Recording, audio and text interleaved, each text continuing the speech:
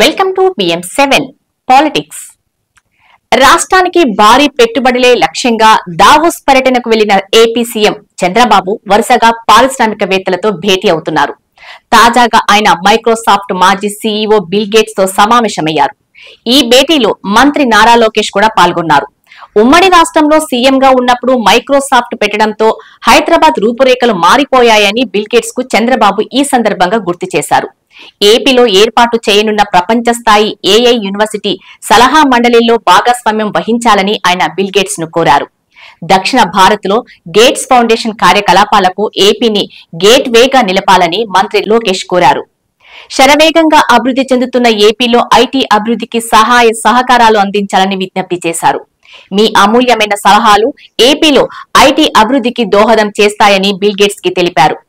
Centre of excellence for health innovation and diagnostics ని ఏర్పాటు చేయడానికి బిల్ మిలిందా గేట్స్ ఫౌండేషన్ తరపున ఏపీ ప్రభుత్వంతో భాగస్వామ్యం వహించాలని కోరారు. ఏపీలో ఇన్నోవేషన్ ఇంక్యుబేషన్ ఎకోసిస్టమ్ ని నిర్వహించేందుకు ఆఫ్రికాలో హెల్త్ డాష్ బోర్డుల తరహాలో సామాజిక వ్యవస్థాపకతో ఫౌండేషన్ తరపున నైపుణ్య సహకారం అందించాలని బిల్ గేట్స్ కు విజ్ఞప్తి చేశారు.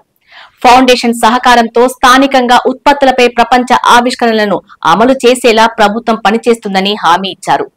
ఈ సందర్భంగా బిల్ గేట్స్ మాట్లాడుతూ చంద్రబాబుని చాలా కాలం తర్వాత కలవటం చాలా ఆనందంగా ఉందని తెలిపారు. ఏపీ ప్రభుత్వ ప్రతిపాదనలపై సహచరులతో చర్చించి నిర్ణయం తీసుకుంటామని తెలిపారు. 1995లో ఐటీ కోసం, 2025లో ఏఐ కోసం బిల్ గేట్స్ తో భేటీ అయ్యామని చంద్రబాబు ఎక్స్ లో పోస్ట్ చేశారు.